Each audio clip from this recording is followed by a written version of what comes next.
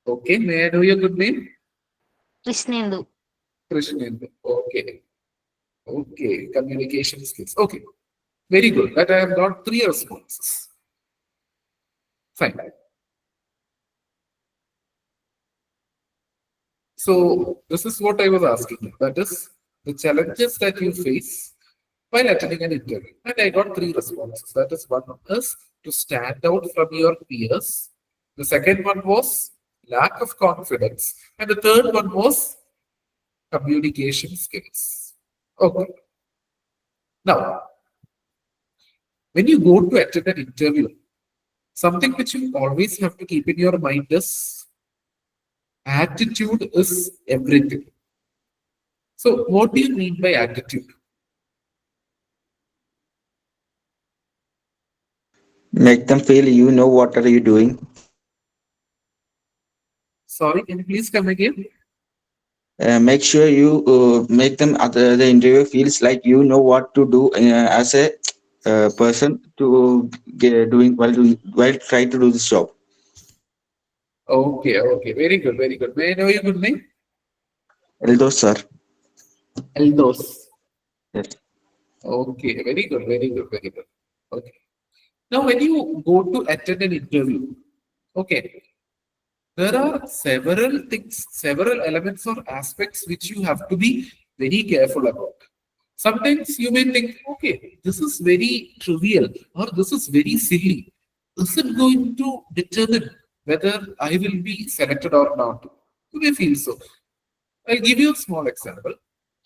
We had the selection process for BTech students almost 2 months back. At that point of time, I saw one candidate who appeared for the interview in our panel. And I'll just give you a brief description about the way he dressed. Okay. It was a shirt, fine, a dark color shirt. And the shirt was not inserted. Moreover, hair not combed. And the first thing I noticed about this person was he wore a sports shoe. Hope you're able to visualize the appearance of the person. That is, no proper grooming for the hair, sports shoes, and a shirt which is not even inserted. Now, do you think this is the right way of dressing when it comes to coming for an interview? What do you think? No. Is this how you're supposed to dress? No. Exactly. This is not the way in which you are supposed to dress. You should dress formally. Now you'll be thinking, okay, why is so much of importance given to dressing? See, even the apparels that you wear, the kind of dress you wear, how well you groom yourself, all these factors are reflections of your attitude. Okay, so that is the main reason why all the experts taking sessions on tracking interviews, they tell you about all this. That is, it's not just your knowledge or it is not just your marks that matter, but even the apparels you wear or the way you dress, the way you walk, the way you talk, the way you sit in front of the interview panel, all these factors matter a lot. Okay. And whenever you go for an interview, please don't underestimate the magnitude of seriousness pertaining to any factor. None of the aspects or factors are trivial or less significant. All factors are very important. Fine. You should have this thought process in your mind. Only then you will give equal care, attention, and caution to anything and everything pertaining to you while you go for an interview. Fine. Did you get my point? So are we good to go? Any doubts? Any queries? Are you clear with whatever we have discussed till now? Yes. Yes, sir. Okay, fine. Okay. Now let me ask you something. You have very good marks. That is, your CGPA is really good. Okay. Does that guarantee a very good job to you? No. No. Fine. What makes you feel so? A good mark shows only you are good at academics, but this don't shows that you are really good at doing a job for them. Okay. May I know your good name? Hello, sir. Eldos. Okay. Very good, Eldos. Very good. That's the right point. A very good CGPA is a pointer or an indicator towards the fact that you have excelled in your academics. That is really good. But presently, the truth or the practical aspect is that your marks, that is your CGPA, and no areas or no backlogs.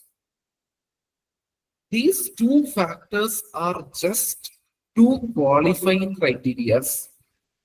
What do you mean by a qualifying criteria? Qualifying criteria means you, as a candidate, become eligible to be considered for that job. So your CGPA and no backlogs at the moment, or maybe no history of backlogs itself, whatever be it, will only enable you or equip you to meet the eligibility criteria or qualifying criteria that is set with regard to the job role that you have applied for. Doesn't bring about any added advantage, or as one of our friends recently said, it doesn't allow you to stand out in the crowd because everyone who qualifies for the interview will meet this criteria. So it doesn't allow you to stand out. But my next question is, what allows you to stand out in the crowd? So crowd in the sense, the bunch of students or candidates who have come to attend the interview. What allows you to stand out? Do you think subject knowledge is one element that allows you to stand out? What do you think? The subject knowledge one element? Yes, what do you think? Subject knowledge along with its practical applications. Exactly, exactly. That is subject knowledge and its applications. Very good. Exactly. That is definitely going to be a differentiator. Now, let me ask you something. Okay. You know about Tesla, right? So, which all are the different electric vehicle brands you have in India? Mahindra, Electric Tata. vehicles. Yes. Mahindra, Tata. Mahindra, Tata, then Ola, BYD. Ola, Either. Okay. Ola, Ather, and all in two-wheeler segments, right? How about EV cars? Okay, definitely. Mahindra, Tata, then BYD. How about BYD? BMW. Yes, BMW is there. Then 2 days back, a new brand made its entry. Are you able to recollect that brand? A Vietnamese VinFast. automaker. VinFast. Yes, exactly. VinFast. VinFast VF6 and VF7, right? Made debut to the Indian market. So you have several such brands, isn't it? Tata, Mahindra, BYD, then VinFast, then Suzuki has launched e-Vitara. So Suzuki has also got. So you have several brands. But now let me ask you, Tesla is also launched in India.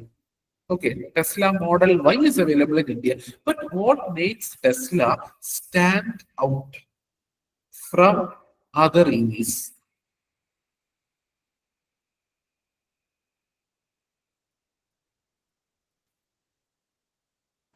So they Yes, give more reliability than other companies. Okay, more reliability. Now let me ask you, how about the autopilot feature? What do you think? You know about the autopilot feature, right? In Tesla. Yes, Yes. sir. Okay. So is this autopilot feature a differentiator for Tesla? Because BYD doesn't have autopilot. Then e-Vitara doesn't have autopilot. Tata EV, okay, not a complete autopilot as you have in a Tesla. But this particular feature, which company or Tesla was the first company to come up with an autopilot feature, isn't it? Yes. So this particular factor enables Tesla to stand out from others, isn't it? So likewise, when you go for the interview, just as our friend mentioned, there should be something additional in you or within you that enables you to stand out. So enabling a person to stand out in the sense that should always be on a positive note. Okay. That is subject knowledge and its application. Definitely. It's a very good point. That enables you to stand out. Then how about the fluency of your communication? Will that enable you to stand out from others? What do you Yes. think? Definitely, it will enable you to stand out from others. Then your attitude itself, that is your polite way of answering. Now, let me ask you something. In an interview, you are likely to face questions, the answer to which is not known to you. Okay, that is sometimes you may be asked questions and you will not be knowing of the answers. You are not aware of the answer. How will you counter such a situation? How will you counter such a situation? You have two options. Yes, yes, please. Yes. Okay, so you continue. No, no, please, please. So in this case, like genuinely, we can say to the interviewer that we don't know the answer in a very polite manner.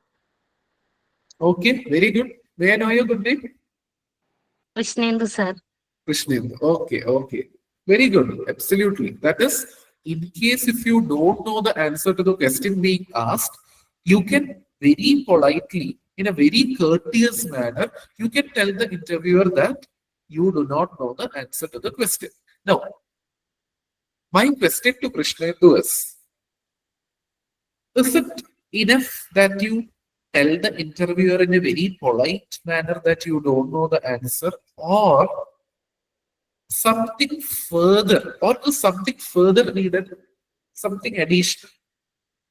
Yes, sir. Something further we can add. Like we can improve that thing, something like that. Exactly. Very good. Very good. So you are ideally supposed to handle the situation in such a way that initially you politely tell them that you do not know the answer to the question. And this has to be followed by an assurance from your side to the interviewer that, sir, as soon as I move out of the interview or the boardroom, I will go and research on what this is and I will upskill myself, adding this to my knowledge. Thank you for the question, sir. I was not aware of this, or my information or my knowledge level was very less with regard to the question you asked. So you have given me an opportunity to upskill. So will this create a positive impression in the mind of the interviewer, though you have not answered the question? Yes, sir. What do you think? Exactly, because it's not that you are stopping the conversation or halting the conversation just by telling that you do not know, but you are also giving him the assurance that you will upskill yourself. Now, in the present scenario, the greatest aspect or element which interviewers are looking forward to from a candidate is adaptability. Okay. So what do you mean by adaptability? You can tell about something related to that question and make sure you can make sure they feels like we know something related to that, but we don't know particular question you asked. Something like that. Okay, fine. So this is a different point. That is, I'm going to tell you why giving this particular answer, like politely telling them that you do not know, followed by giving them the assurance that you will learn. Okay. I'm just going to tell you why this kind of an answering helps you to stand out. Because that is where adaptability comes. That is the point that I am presently mentioning. Adaptability. Okay. See the technology around us. It is fast paced, isn't it? Consider the case of maybe smartphones. It is fast evolving, isn't it? New technologies coming about day after day. Consider the case of AI itself. A lot of updates, a lot of upgrades. Everything is coming at a fast pace rate, isn't it? Everything is fast paced. The world around us is highly dynamic. So, how do you think such added features or updates or upgrades are coming so rapidly?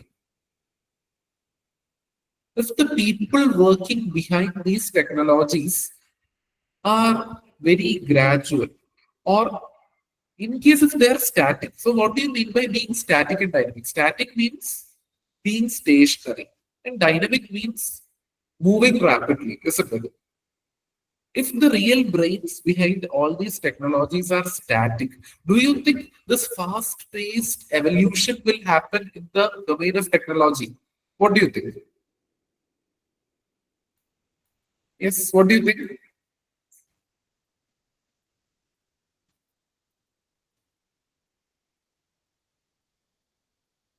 Yes, can I have a few responses? Are the brains behind these technological advancements static in terms of their thoughts, or are they highly dynamic? So they are highly dynamic. Exactly, they are highly dynamic. So, highly dynamic in the sense they are constantly thinking of how they can improve the functionality of the technology that they have offered to people. So, when you answer this question in such a way that you are willing to learn, it gives the interviewer an impression that you are inquisitive. So, what do you mean by being inquisitive? Being inquisitive means being very curious. So, as soon as you got a question which you are not aware of, instead of just surrendering in front of them, you politely told them that you do not know, plus you are telling, I will learn, which means this gives a very good impression about you from a curiosity perspective or from this perspective of being inquisitive in nature. Inquisitive means being curious. So you are curious to learn new things, you are curious to learn new concepts. So even the interviewer wants a candidate who is curious and who is willing to upskill themselves and who is ready to work in different domains of technology rather than sticking on to one particular domain telling that I am a domain specialist. How many of you have read the book The McKinsey Way of Thinking? So McKinsey is one of the largest consulting firms in the world. Okay, business consulting firms in the world.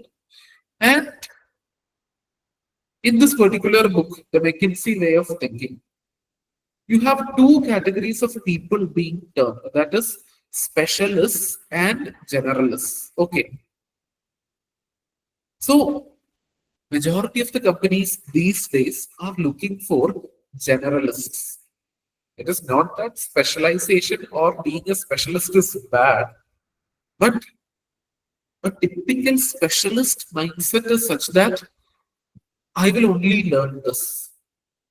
If you are specialized in Java or if you are a Java developer, you will say, okay, Java is the language that I am comfortable with, or Java is the technology I am comfortable with.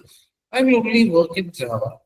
I will only work in roles where Java developers are required. But on the other hand, just think someone is more flexible. They are telling, okay, I am specialized in Java, that is fine. But it never comes as a hindrance or as a hurdle when it comes to me upskilling myself to a different language, like maybe Python. I'm willing to do that. And I will do that. So a generalist means someone who knows a little about a lot of things. And a specialist, on the other hand, is someone who knows a lot about a very little number of things. Okay.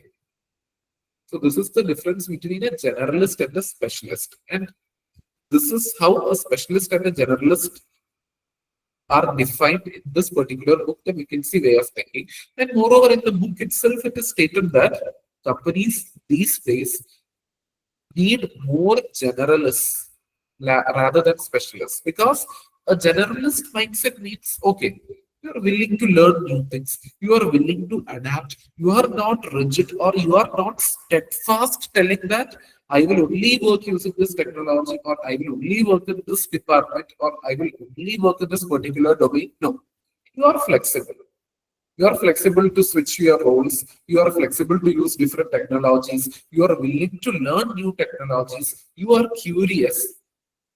So these all are important aspects of attitude, which is going to be a game changer for you and which is going to be a differentiator for you that will help you stand out from others or from other candidates who come to attend the interview.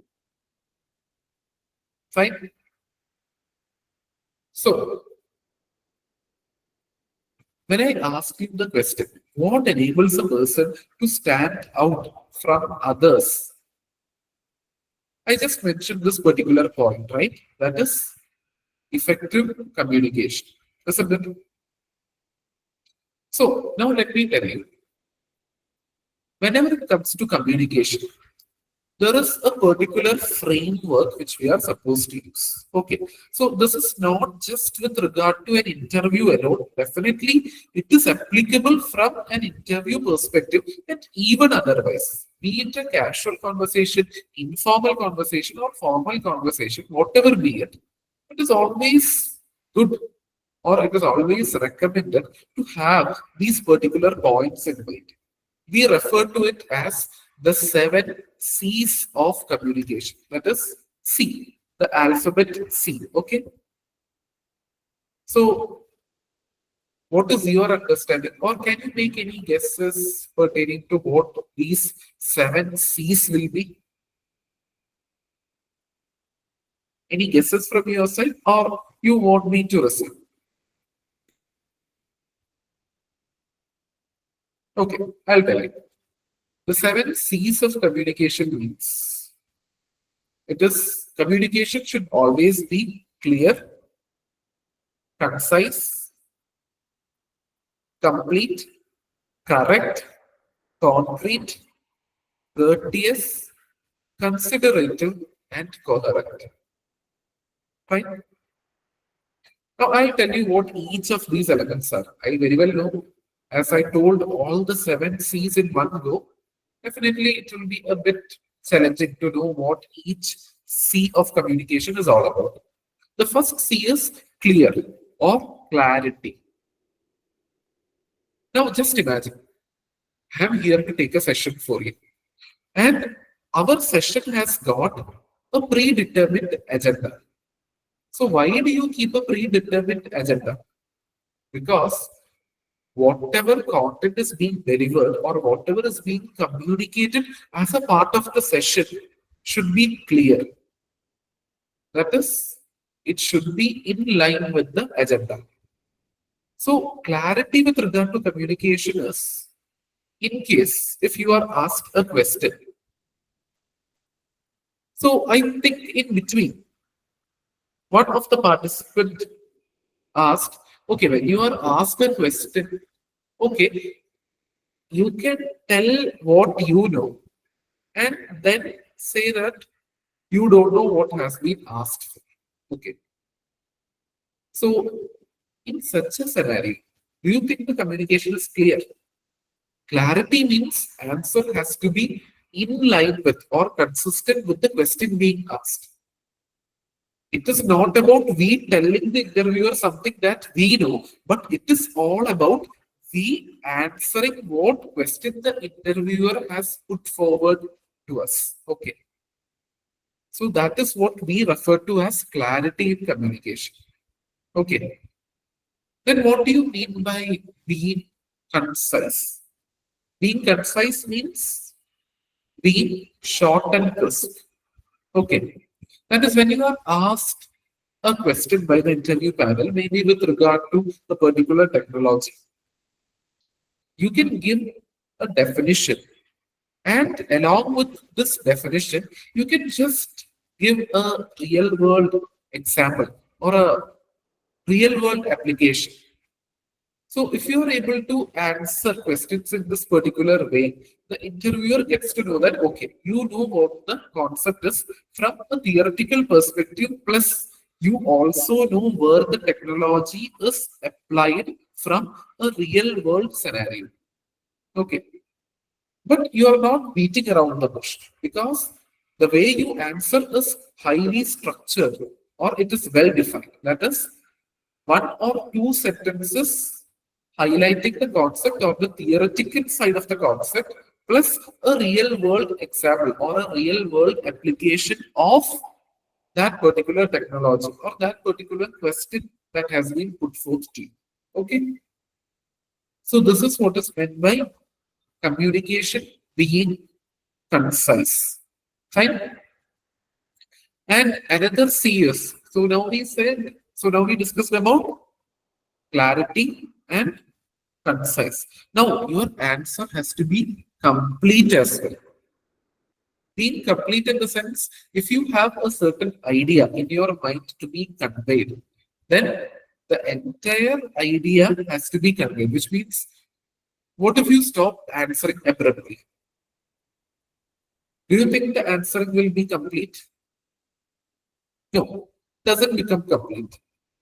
Now, in case if it is a yes or no question, do you think your task ends with just telling yes or no? You have to substantiate your answer. You have to justify, like what made you say a yes or what made you say a no to the question. Only then the communication becomes complete. Otherwise, it is still incomplete. Fine. Okay. So clear, concise, complete. Now, correctness. Okay. Imagine you are asked about artificial intelligence. Okay. So you can give an answer like artificial intelligence is all about simulating human intelligence in an artificial or in a synthetic manner. You can give such a definition. It's absolutely fine. Okay. So along with that, so this is like the actual textbook definition. You are telling one example of artificial intelligence is the AI based chatbot, ChatGPT, is a real life example or an application that we use on a daily basis. You can give such an example. So giving such an example along with the right answer makes it correct as well as concrete. So we are discussing two C's in one go. That is, answer has to be correct and it has to be concrete as well. So correctness is giving the actual answer or the right answer or the intended answer. Okay. And concrete is you are reaffirming or reinforcing your answer by quoting or by citing a real life example. Okay. So correctness and concreteness. Now, considerate. Considerate means you should always be respectful. Respectful in the sense, okay, you are attending an interview. So you should always respect the interviewer, isn't it? So respecting the interviewer in the sense, as I already mentioned, the way you talk, you should not be harsh because sometimes the interviewer may ask you questions which are difficult. You will not be able to answer. You may feel nervous. You may feel frustrated. So you have to control all these emotions because that frustration or that anger should never resonate or echo in the answers that you give because you have to be considerate of the person who is sitting in front of you, or you have to be considerate about the person with whom you are communicating. Fine. Now you have another C, which is referred to as being courteous. Okay, now let me ask you, what is meant by being courteous? What do you mean by courtesy? Yes, can I have a few responses? Polite, be polite. Exactly. Be Very. respectful. It means to be polite. That is your tone, your pitch, then the volume with which you speak. All this should point to a polite way of communicating. Right? You should never be harsh. You should never be rude.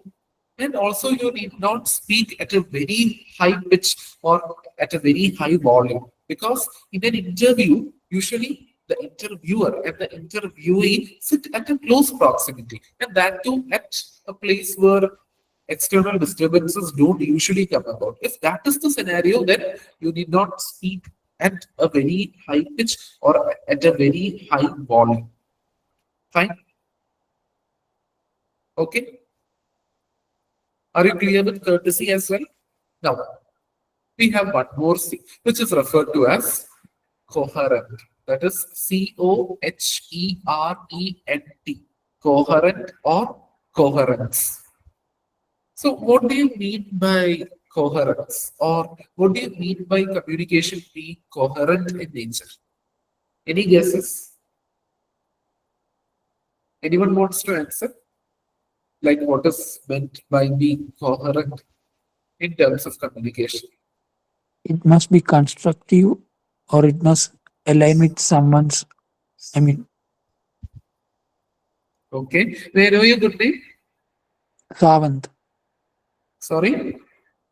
Savant. Samat. Okay. Very good. Very good. Okay. It has to be constructive in nature. Okay. Okay. I'll give you a simple scenario. Now, just I need a reply from yourself. Just tell me what is one question which you are highly likely to receive when you go for an interview. One question which you are very probable to get from the interviewer side when you go for an interview. Self-intro. Very good, very good. It's self-introduction. Okay. Now, when you are asked to introduce yourself, I'll give you an example. Okay. I am asked to introduce myself. So I tell them that, okay, as far as a candidate is concerned, I'm just citing an example from the candidate's perspective. Okay, from an interviewee's perspective. So the candidate tells, okay, presently I completed my BTech in computer science engineering from this particular college with a CGPA of maybe 8.2. And during my college days, this is the main project that I have done. This is the mini project that I have done. I did my internship from PaceLabs. So you're telling all this. Okay, then you're telling about your schooling. That is, where you did your schooling from. And in 12th standard, how much marks did you get? And subsequently, in 10th standard, how much did you get? Okay, so you're telling all this. Now, let me ask you something. Just consider the example that I stated right now. Is there a sequence or a logical flow to what I said as a part of my self-introduction. That is, I started with the present. That is, starting with the present means what you have completed recently. That is, you completed your BTech from this particular college with a CGPA of 8.0. That is a recent event or a recent happening, isn't it? Then from there you are going to those events which happened years back. Years back in the sense it's like going in a descending order. That is what happened most recently. You are telling it in the first place, and then you are telling the next event, next event, next event, and this is what we call as a top-down approach. Okay, fine. Now just imagine when you are asked to introduce yourself, you are giving the answer or reply in such a way that, okay, fine. Initially, you are telling, I completed my BTech from this particular college with a CGPA of 8.1. Then you are telling, I did my 12th standard from this particular school. Then you are again coming back to your engineering college days, telling, this is the mini project or the main project that I did. Again, you are going back to your school days and telling, this is the percentage of marks I got in my 12th standard board exam. Again, you are coming back to your engineering days and telling, this was my project. Or maybe this is where I did my PaceLab. This is where I did my internship from. So you keep juggling from one phase of your life to another phase of your life. So this particular way of answer that I mentioned right now, does it have a logical flow or a sequential flow to the events that you are mentioning? Or is it just completely jumbled and scrambled, like whatever you have said, as a part of your self-introduction with regard to the second scenario that I gave? Okay. What do you think? Is there a logical flow or is it totally jumbled and scrambled? What do you think?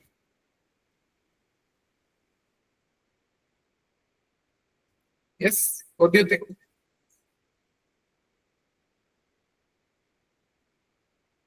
Yes. No logical flow. Sorry? There is no logical flow in this introduction. Exactly. There is no logical flow in this introduction, isn't it? But when you tell it in a particular sequence, either the top down in the sense most recent events to be mentioned first, and what happened years back to be mentioned last. That is top-down approach. You can even adopt a bottom-up approach. Bottom-up approach in the sense you can start with what happened years back and finally end with what happened recently. So either top-down or bottom-up approach is to be used while answering questions. And only if you use either of these two approaches, there will be a logical flow or a logical sequential or a sequencing to what you say. And this is what is meant by the term coherence. That is, coherence or being coherent is all about having a logical flow or a logical sequencing to whatever you say as your answer. Fine. Okay. Are you clear with the 7 C's? Any doubts? Yes. Do you have any doubts in this slide? Where we discussed about the 7 C's of communication? Is everything clear? Yes. Okay. Shall we proceed to the next slide? Yes, sir. Okay. Okay. So what do you see in this particular slide? Knowledge. Okay. Now, knowledge about the subject. This is something that we discussed, isn't it? Now let me ask you, how about the knowledge pertaining to your project? That is, you have your mini project as well as main project, right? Isn't it? You have 2 projects coming about as a part of your curricula, isn't it? Yes, sir. Okay, you have a mini project and a main project. So knowledge is not just confined to subject knowledge alone. Knowledge is a very vast term. And knowledge covers definitely subject knowledge, general knowledge, then knowledge pertaining to your mini project, your main project, your internship. So all these factors are equally important. Isn't it? Now, even to do a job properly, you should have thorough knowledge of technologies, about processes. Fine. Now, let me ask you something. Internship. What is so special about internship is that, so after internship, we will be coming to projects as well. So you should be very knowledgeable in the respective domain in which you do your internship. That is, when it comes to your internship, you have different areas or different choices, isn't it? So wherever you have done your internship in, that is, whichever domain you have done your internship in, you should be very well knowledgeable about it. Okay. Because knowledge is considered to be wealth. Just as we say health is wealth, even knowledge is wealth. Because knowledge is something which is intangible. Like no one can steal this and run away from us. It will always remain an intangible asset to all of us. That is the specialty of knowledge. Now, again, taking you back to the concept of, not to the concept, to the idea of internships. Let me tell you, one of the greatest perceptions which exists in the minds of majority of the interviewers is that many students consider internships very lightly or with bare minimum seriousness. Again, I repeat and reiterate the statement that I said just before. This is a perception, and I again emphasize on the word, this is a perception which exists in the minds of interviewers. I never say that this is the reality or this is the true state of affairs. No, this is not the reality, but this is the perception or the feeling which interviewers have.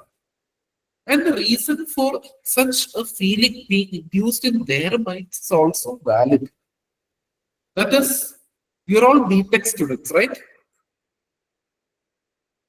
So how about the audience? Are you all BTech students? Or are there non-BTech students as well? Yes.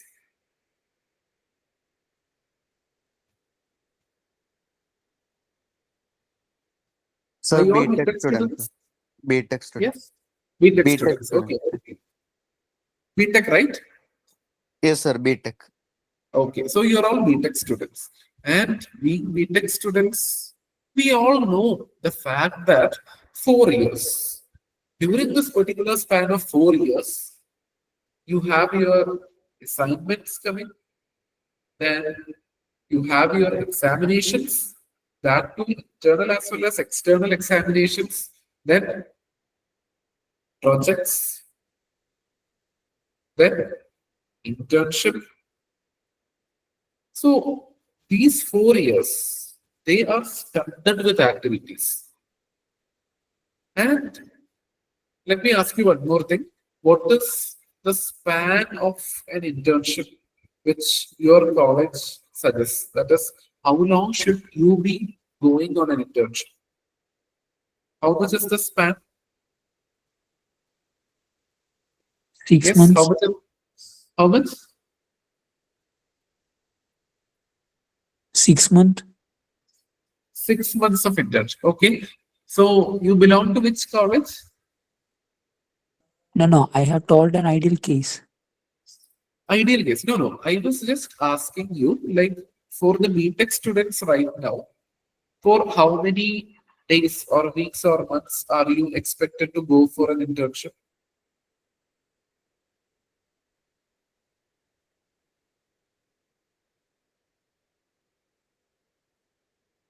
Yes. Why no responses? Sir, 6 to 1 year. 1 year for BTech students. Is that the scenario right now? So you belong to which college? You're doing a BTech in which college?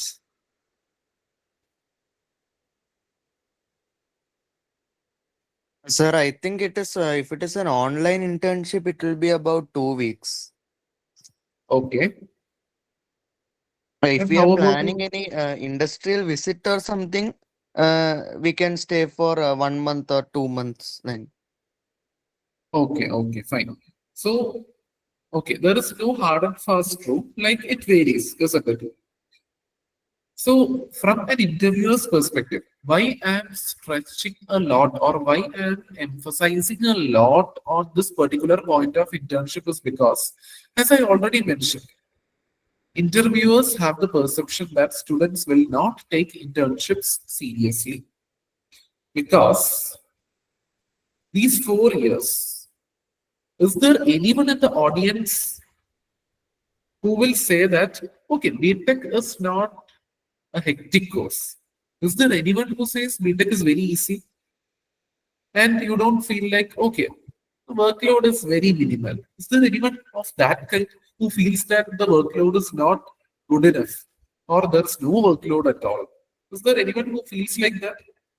If there is anyone in the audience with such a feeling or a mindset, then I'm honored that I am able to speak or interact with such a person. Is there anyone of that kind? What do you think? Do you think the 4 years of BTech is it hectic or not? You can give an honest reply.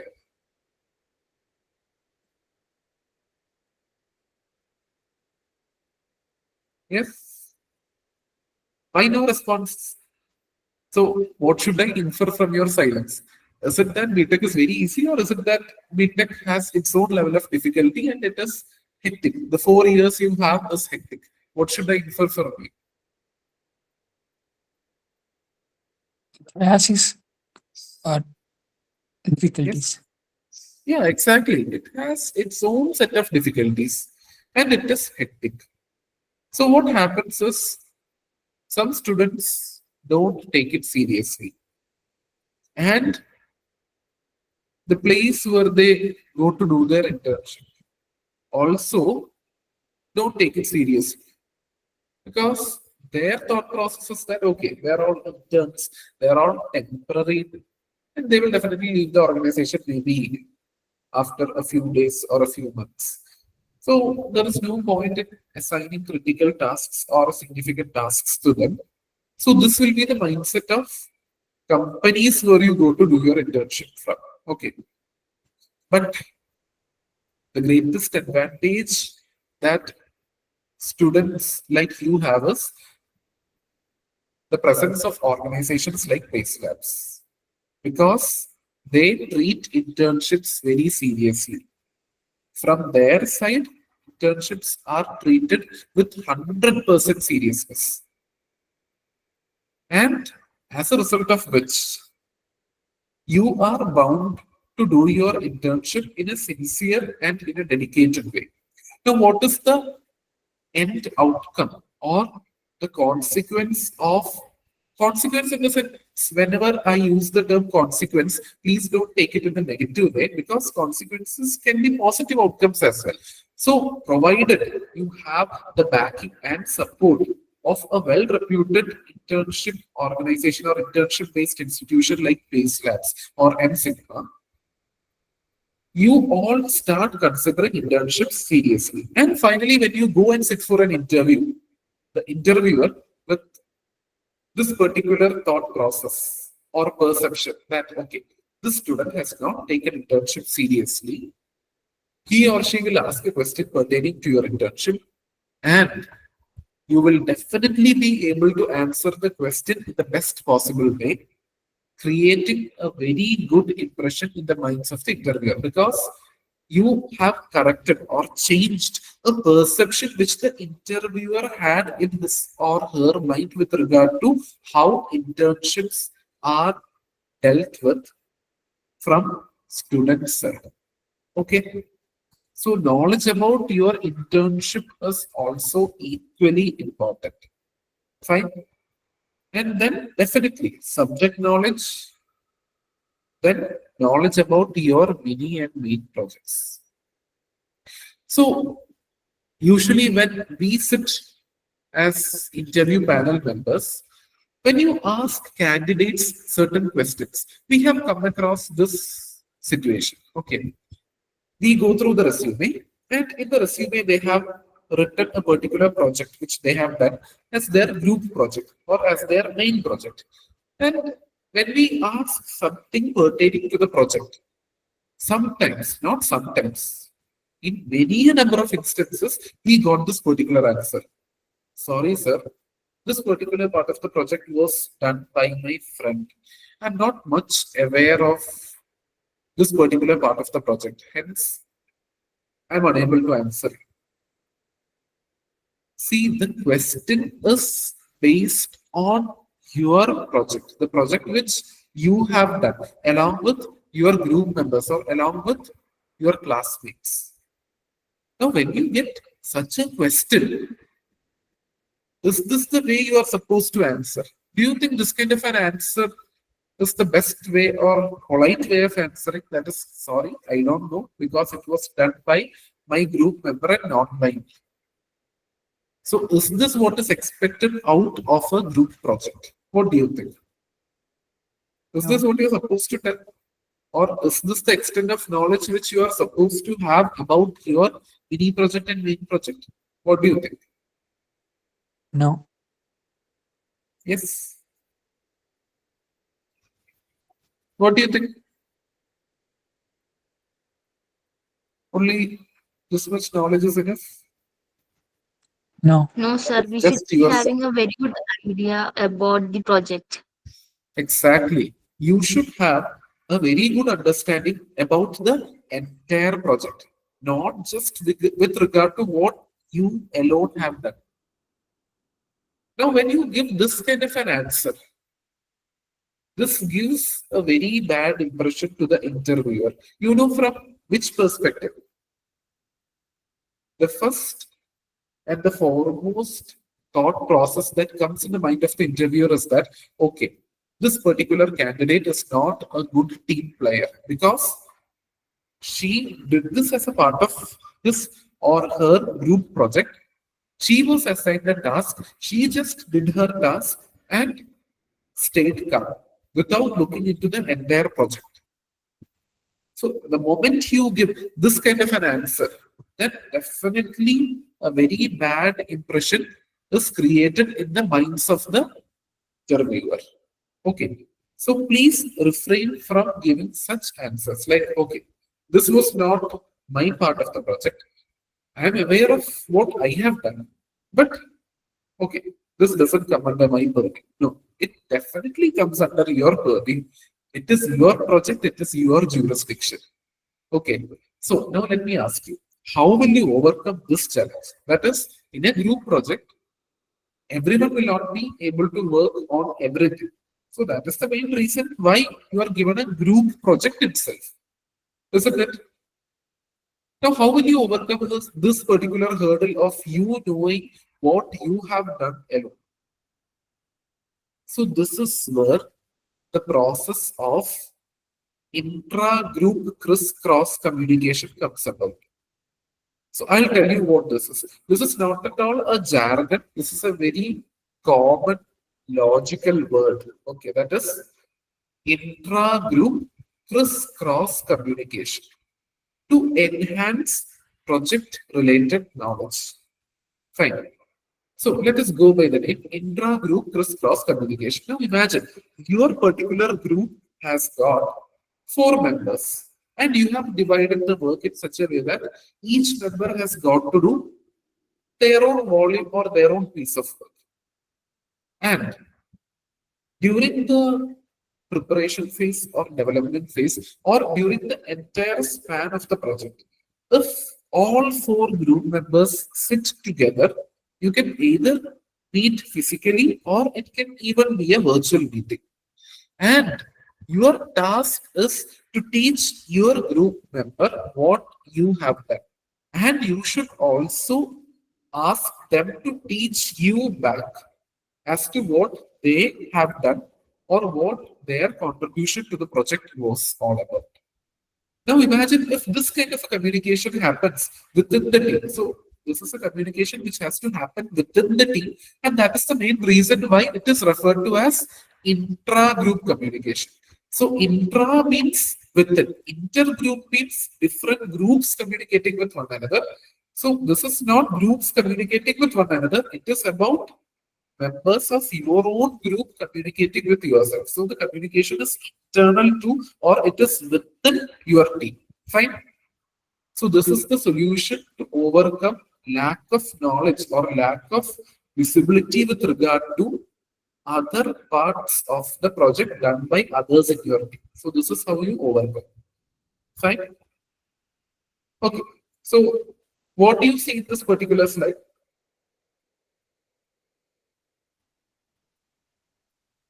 Yes, you see two logos, right? So what is the first logo? Which brand's logo is it? Yes, which brand's logo? Yes, Slide what happened? hasn't changed. Yes, which logo? Slide hadn't changed. Sorry, can you please come again? Slide is the previous one. It hadn't changed, I think. Are you not able to see the slide? I am seeing the previous slide. Knowledge on knowledge. Now are you able to see the new slide? No, sir. No? Not visible? No. Is it the same slide that you see? Yes. I'll just stop sharing for a while and reshare.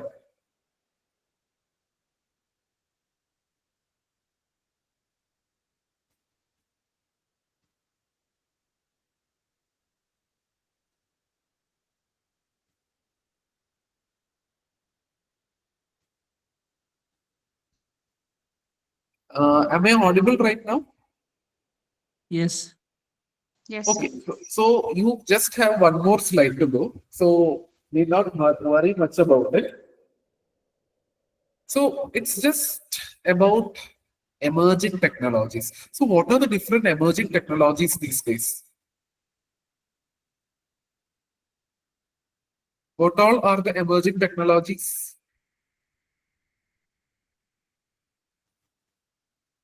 Yes. Can you Quantum name them? technology. Yes. Quantum technology. Okay. Then AI, artificial intelligence. AI and ML. Artificial intelligence and machine learning. Yes, very good. Artificial intelligence and machine learning. Then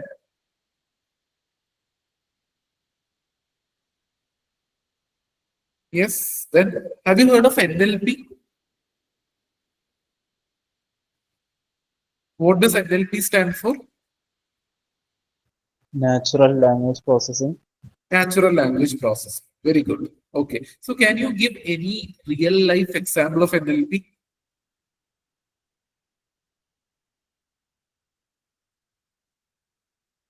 Any one real life example of NLP? Text to voice to text. Voice to text. Okay. How about Alexa, Siri? ChatGPT. Yeah, even in ChatGPT, yes. How about Alexa, Siri? You have NLP being used in Alexa and Siri, right? Isn't it? Yes, sir. When you do video search or any search in YouTube, is it always necessary that you should type using text?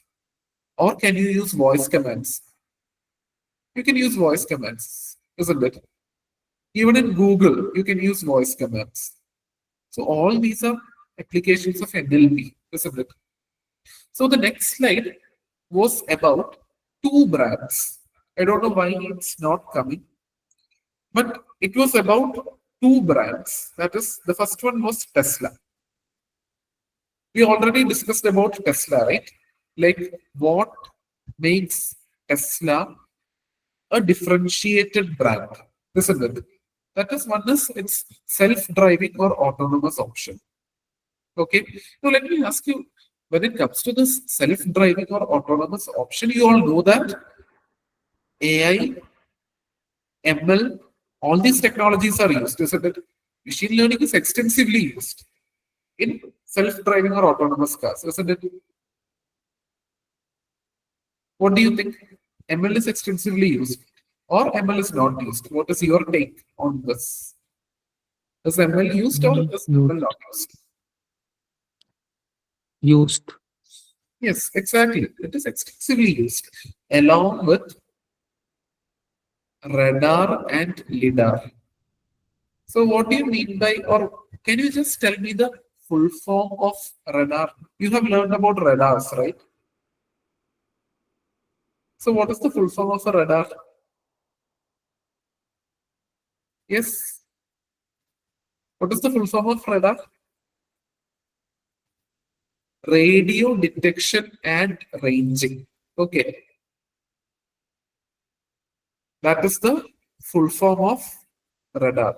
Then if radar is radio detection and ranging, then what will be the full form of lidar? LIDAR. Light Light. detection. Yes. Light detection and ranging. Very good. Stands for light detection and ranging. So this particular car, that is Tesla, uses a combination of radar, lidar, and ML. Okay, the three underlying technologies extensively being used in Tesla cars. Okay. So all these are, so this is like emerging technology. You can't call it an emerging technology anymore. It is well established. Isn't it? Now let me ask you one more thing. Machine learning. So in case if you're asked about machine learning, so as we progressed through the session, I told you about the ideal way of answering. That is one or two sentences of the exact textbook definition or your understanding followed by an example. This makes your answer correct as well as concrete, isn't it? We discussed about two factors, correctness and concrete and correct. That is being correct and being concrete as a part of the 7 C's of communication, isn't it? So in case if you're asked about ML or machine learning, definitely you can cite Tesla as one example. Definitely that is true, that is right. Let me ask you, have you used Swiggy and Zomato? So the next logo was that of Swiggy. I don't know why I'm not able to share my screen. The next logo is that of Swiggy. Okay, fine. So when you open, how many of you have used Swiggy or Zomato? I think majority of you might have used both Swiggy and Zomato, isn't it? Yes, have you used Swiggy and Zomato? Yes, sir.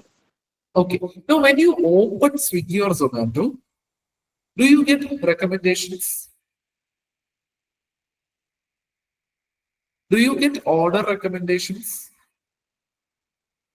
Maybe with Yes, regard sir. to hotels or maybe with regard to cuisine.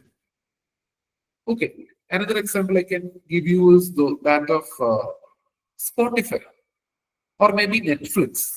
When you open Netflix, you get movie recommendations. When you open Spotify, you get music recommendations.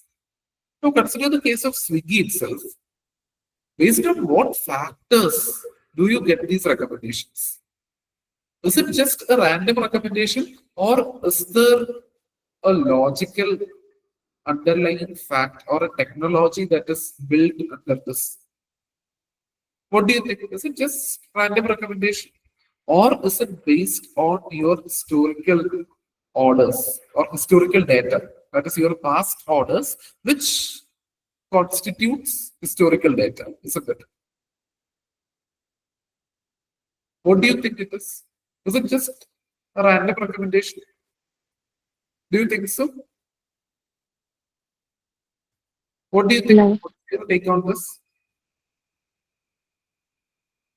Yes. Yes. Sir, it is based on our previous picks. Exactly. It is based on your previous orders. That is, each and every action that you perform after opening an app like Swiggy, that is being captured. That is the kind of food that you have ordered, the price that you have paid for the food, the proximity of the restaurant from where you have ordered, all these factors, that is your average spending, that the kind of food in the sense whether it's South Indian, North Indian, Chinese, or Thai, or Lebanese, or Yemenis, or Arabic, the kind of cuisine. So all these factors, each and every factor pertaining to your actions within an app like Swiggy is being captured, and based on analyzing all these factors, you are given recommendations.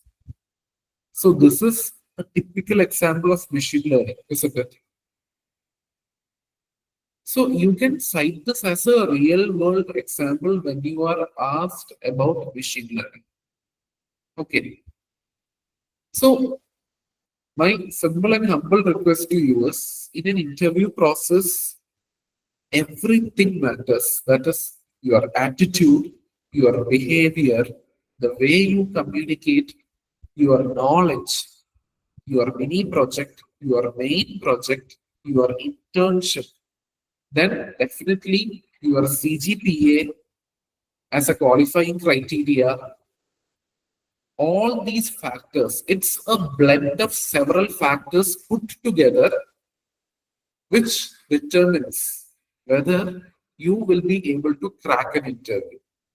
And it's not a Herculean task. If you pay proper attention to all these factors, then you will definitely be able to tide over interviews. And whenever you go for an interview, please do have the understanding that the interview panel members are interested with the task of selecting you and not rejecting you. Because majority of the candidates, when they come for the interview, they turn nervous, they are anxious, they start to stammer. Even if they know the answers, they are not able to articulate it and they are not able to express their answers. All this happens because of a couple of factors. One is you are not prepared, and the other one is you lack confidence. But both these factors are interrelated as well.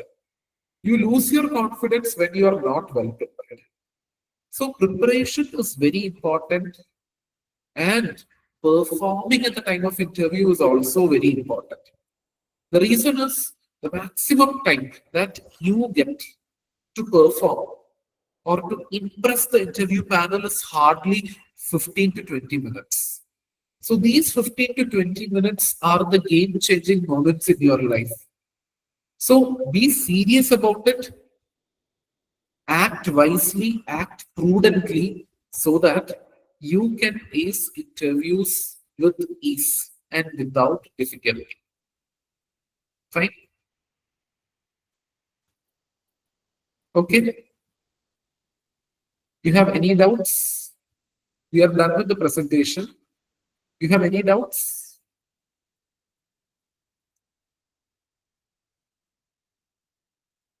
No doubts at all? Hi, sir. Yes. Hi. I am Shavant. So my doubt is that in resume we usually have an option to include our uh, I mean soft skills or like hobbies or like that things. Okay.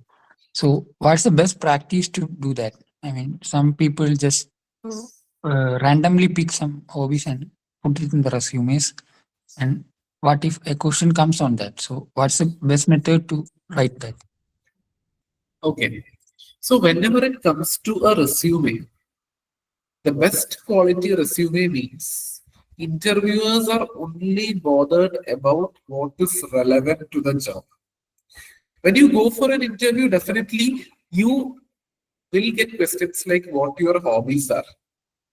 But that is just to make you feel at ease, or it is more or less a kind of an icebreaker aspect which is being used by the interviewer. But that doesn't have much relevance, at least from my personal experience or from my personal perspective. When we sit for interviews, we ask candidates, okay, what are your hobbies? But the thing is, there are several resumes in which the hobbies are not mentioned. But just because the hobbies are not mentioned doesn't mean that this particular resume will be rejected. So, you being asked about hobbies is like an icebreaker. It doesn't have much relevance. And even if you have written your hobbies in the resume too, doesn't mean that you will be rejected just because you have written your hobbies. But the thing is, when you write, in case if you are very steadfast or particular that you should have your hobbies stated in your resume, please be careful that don't go for the mainstream. In case if someone has stated that in their resume, 90% of them write watching series or listening to music. Watching series or listening to music has got no relevance or no significance with regard to the job or the job role. So you have to be just as you asked. In case if you are very particular, you can maybe mention like, okay, traveling is a kind of a neutral element. Neutral element in the sense, okay, traveling. Okay, if you write traveling, there is nothing bad or offensive about traveling. As a part of your job itself, you may have to travel, you may get transferred. So, traveling and exploring places or traveling and exploring different cuisines. If you are very particular that you need to write something as a hobby, you can include this because there is nothing wrong about it, there is nothing negative about it. Fine? Got my point? Yes, sir. Thank you. Okay. Yes. Any other doubts? No doubts?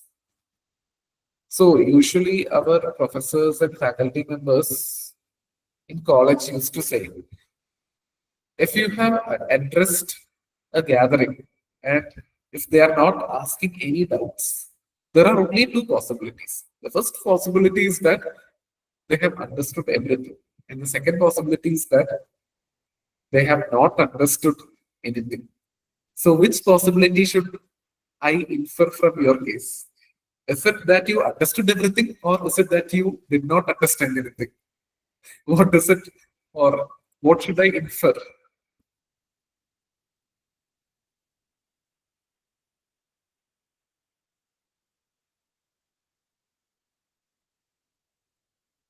Yes, any doubts?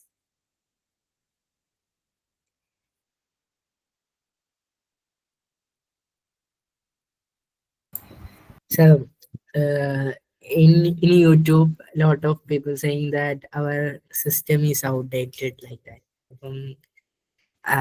So we are focusing in academics is important, or we focus on technical skills or Okay, problems. very good question. Very good question. Yes, what you said in the beginning is very true. There are many people coming in YouTube and telling the educational system is outdated, it is obsolete, it is not catching up with the evolving requirements of the corporate. Okay, you have people telling all this, but as I mentioned during my session, the academic part, that is your CGPA, then not having backlogs at the time of appearing for interviews. All these are very elementary, fundamental, or basic qualifying criteria. You can't ignore academics because in case if you don't pay proper attention to academics, or in case if you start ignoring academics and solely start focusing on skills alone, then do you think you will qualify for the job? That is, do you think you will be able to meet the eligibility criteria? So my simple and humble request to everyone is you have to concentrate on both. That is, skills definitely you need it, but you can't compromise on your academics as well. Fine. So both are important. Both should go hand in hand. It is not that you can compromise one to gain more supremacy in the other. That is, one should not come at the cost of the other element, which means more skills at the cost of failure in academics should not happen. That is not entertained. Both should be at a balance. Both should go hand in hand. Both has to be taken care of simultaneously. Right? Have I answered your concern? Yes, thanks. Okay. So well, one more question. yeah, please. Um,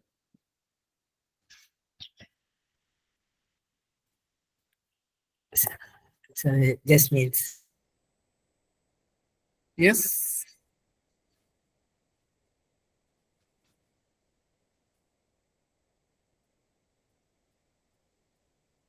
Sir, most of us are second years. Okay. Thinking that after we graduate is basic of programming. We should study the basics of each and every syntax, or we can just make it with the softwares, AI softwares. Okay. Then what should we focus on? We should study basic syntax onwards, or just to or okay. Can you please be a bit more louder? Sir, after we graduates, I think 2028. Okay. That time A will be should advance a lot. Okay. So we should study basic syntax, or we study or not. We can just make every code just by prompting. So we should focus on syntax onwards. Okay. So having a basic knowledge of the syntax is always good, because as I mentioned during the span of my conversation or span of my discussion, knowledge is always wealth. So having a basic understanding of the syntax is always good. But have you heard of the term vibe coding? VIBE, vibe coding. So according to vibe coding, anyone with even the least experience, expertise, or understanding of coding can get their tasks accomplished. Like if they want to build a website, the only thing that they need to do is just state the requirements. Okay, so as you said, this is also backed by artificial intelligence. And by the time it is 2028, that is by the time you pass out, AI will be more and more advanced. But presently, the scenario is the code that is generated by ChatGPT has certain bugs. So this is not something which I'm blindly telling. We were actually working on a project, and just for fun's sake, tried using a code from ChatGPT, and on running it in a compiler, found that there were errors. So we had to do troubleshooting almost twice or thrice, and only after that the code ran, or the compiler was able to execute the code with no errors. So you can't be completely relying on AI, because there is a possibility of errors or bugs. And knowing the basics of programming language will enable you to fix those bugs. Fine. So the thing is, you need not know the entire programming. you need not deep dive, but knowing basics is always good because these bugs which I referred to were not well advanced or were not very complex or sophisticated. We could easily figure out the bugs because we were aware of the syntax and even the basic programming. So this is always recommended. That is, knowing the basic syntax is good and leveraging AI advancement is also good. Both are to be done. Fine. Fine. Okay.